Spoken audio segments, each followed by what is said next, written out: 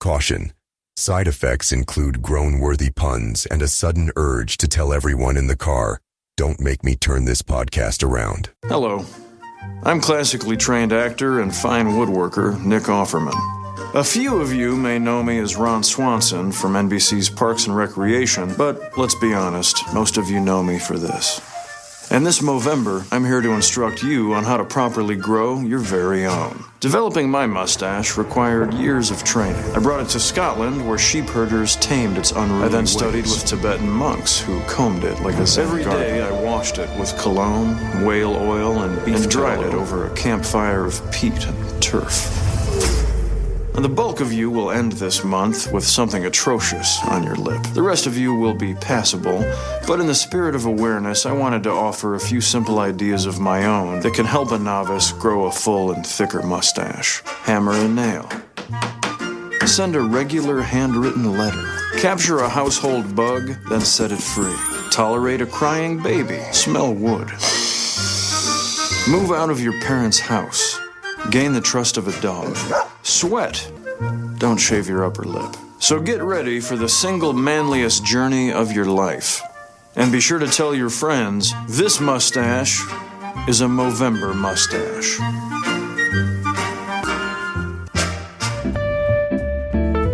Hey, welcome back to Dad's Space, the podcast for dads by dads. Now, limited time only. Download one episode, get the next episode free. Here on Dad's Space. Don't tell everyone. We don't want a line. Yeah, it's Dad's Space. We're going to be talking about navigating work-life, family balance. Does that even exist? And some tools for us as modern dads to make all this thing work. This calendar, glad you're here. Let's make some balance here. Okay, here we go. Now, if you've ever done this, then you and I are closer than you think. Sitting in the driveway after your 2.5 hour commute home from the office after a 9-10 hour workday.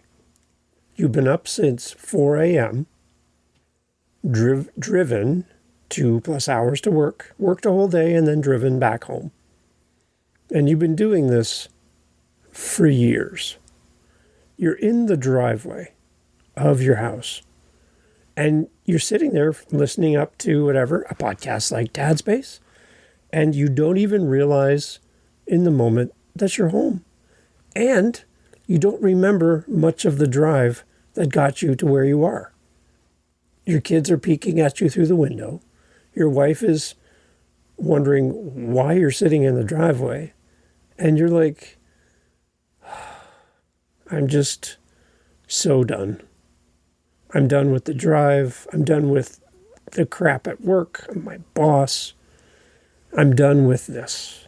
And now I get to go in the house and be dad. And the moment I step out of this car, this safety of this car, I am now going to then have to jump into my dad role. And although you love being a dad, you love everything about being a dad, the thought of just backing the car out of the driveway and going off to a restaurant or going for a drive and remembering where you're going this time is actually pretty tempting. It's not that you don't love your family. It's not that you don't love your wife and your kids. You adore them. But there's this whole work-life balance thing. And I wonder if it's actually a real thing, or is it just a lie? Because it just feels like it's just work. Occasionally life balance. And in this, you're like,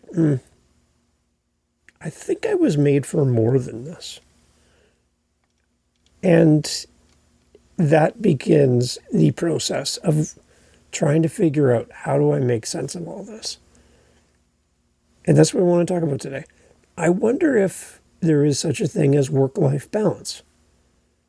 Because when I'm at work, 2-3 hours from home, I can't just leave my desk and go pick up my kids at school. So I am zero on the work-life balance. It's all work. I'm not even in the same city. I'm not even close to being available in the moment to drop everything and go. So in that situation, there is no work-life balance. I'm either at work 100% or I'm at home 100%. So there is no work-life balance, even though the gurus tell me I need it. The reality is it's just work. And then it's just family. But the two of them, they don't really seem to blend. And I wonder if it's more like, instead of work-life balance, would it be better to say work-life harmony? Like how they work together? Because there's going to be times when I need to be at work and family needs to take a back seat. And then there's equal time where family's first and work has to take a back seat for my own health, the health of my family, my partner.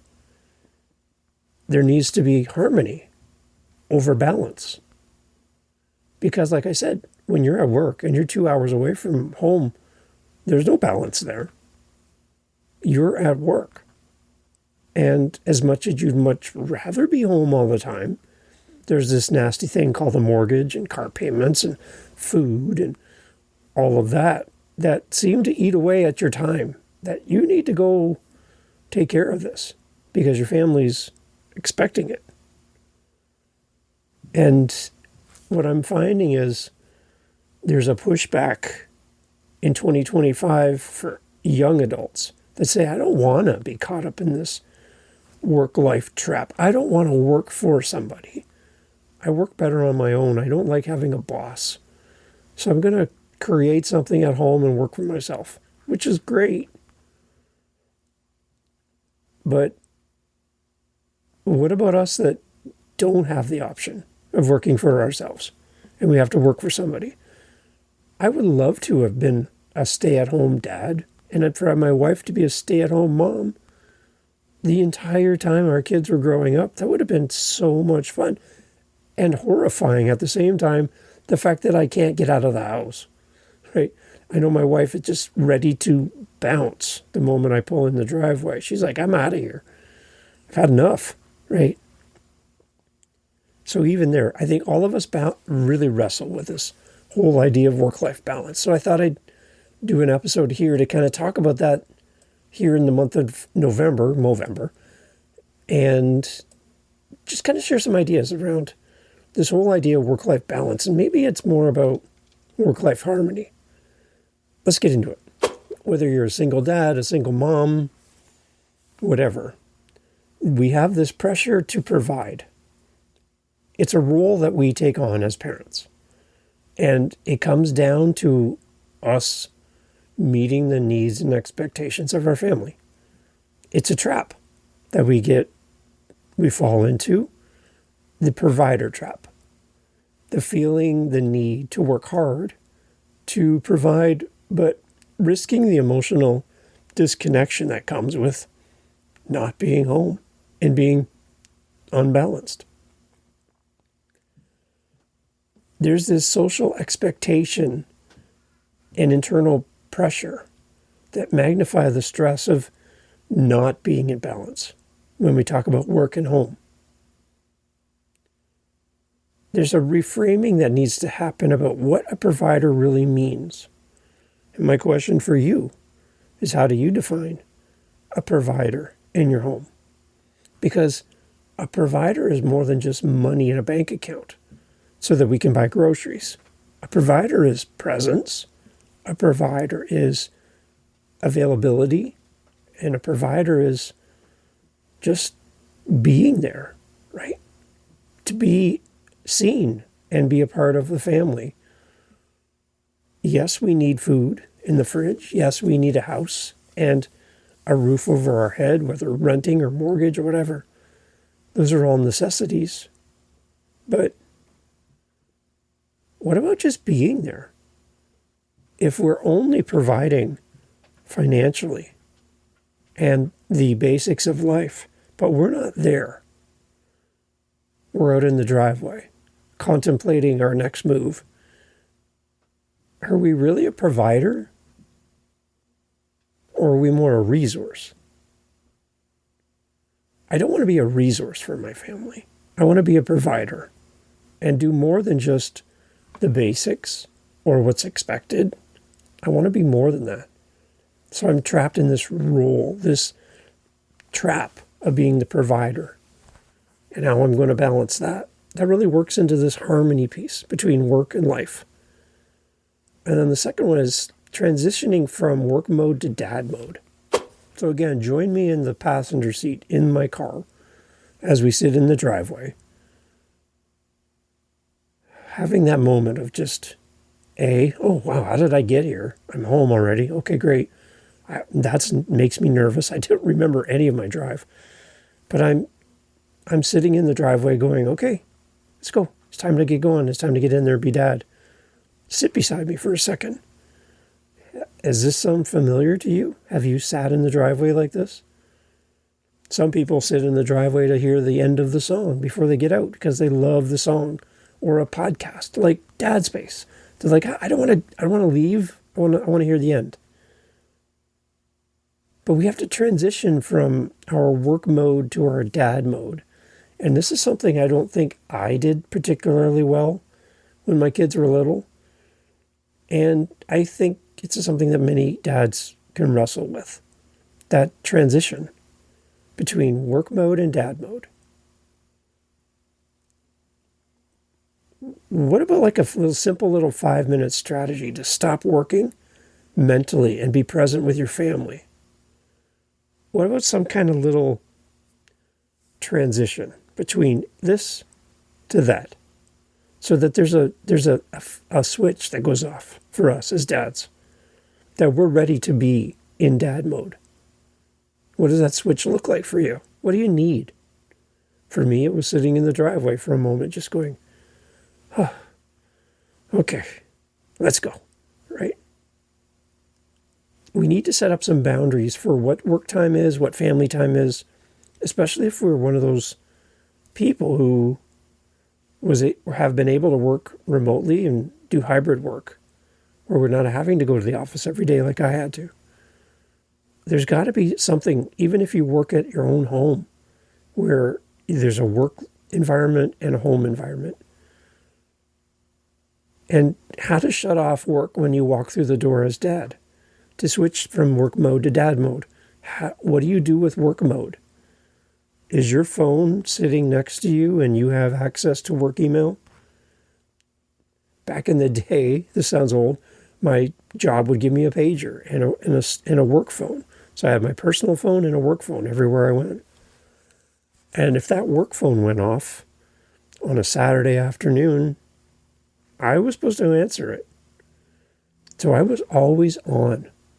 And there was one job where I was working at a job placement place where we placed temporary workers. And I had to carry a work phone on call 24 hours a day without extra pay.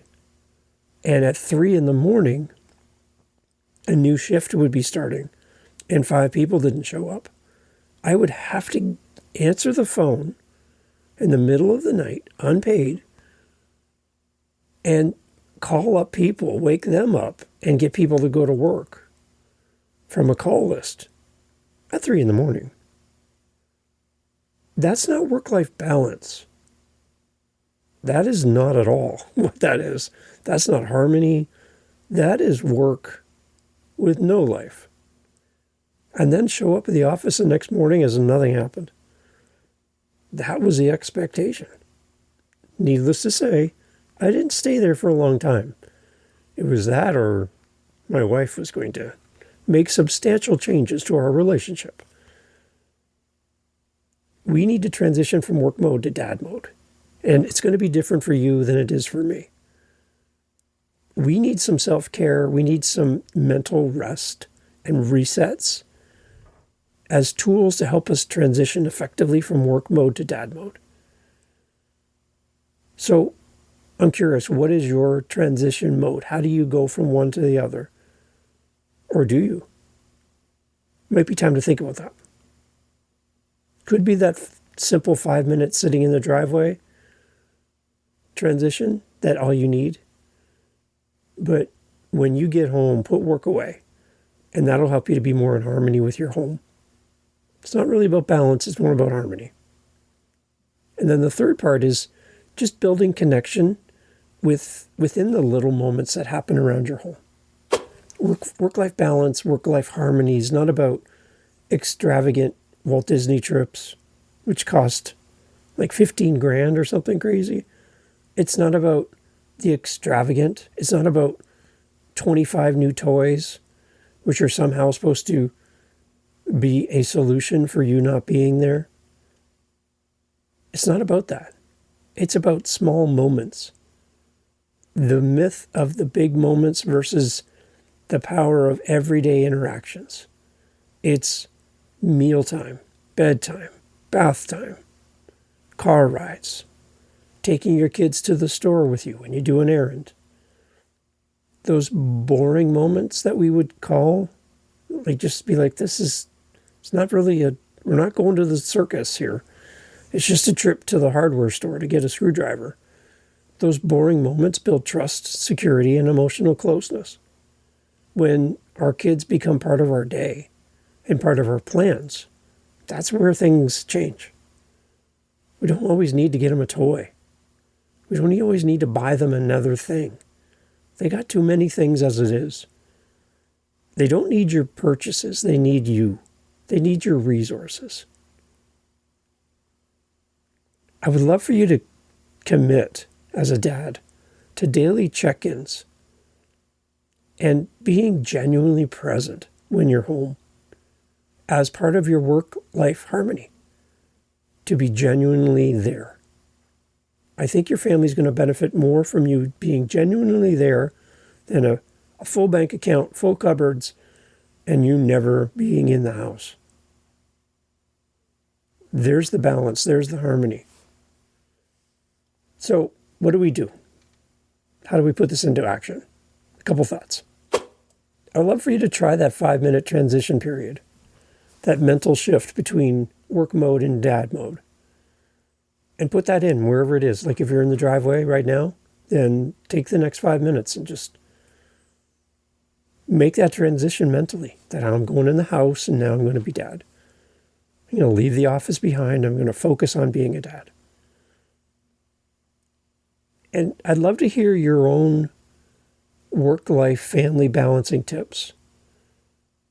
And reach out with them and let's have a conversation. I'd love to hear what you do to change gears. Balance isn't about perfection, but it's about consistently putting in the effort and connecting with your kids, with your partner. So I hope this gives you some practical tools and helps you with some simple things that you can do to navigate one of the biggest challenges I think that we face as dads. Balancing in harmony, work and family, without losing connection of who we are as people, as men, and as dads. So if you're sitting in the driveway, just know I've sat there too. And it's going to get better. It's going to get better. Thanks for being part of Dad Space. Now go do your dad mode. There's people inside waiting for you. And they're excited to see you. Remember that. Take care.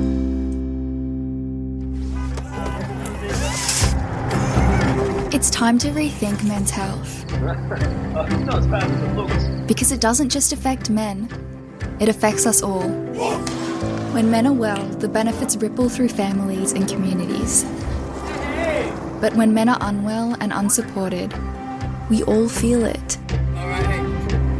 We're all the real face of men's health. Be part of the solution with Movember.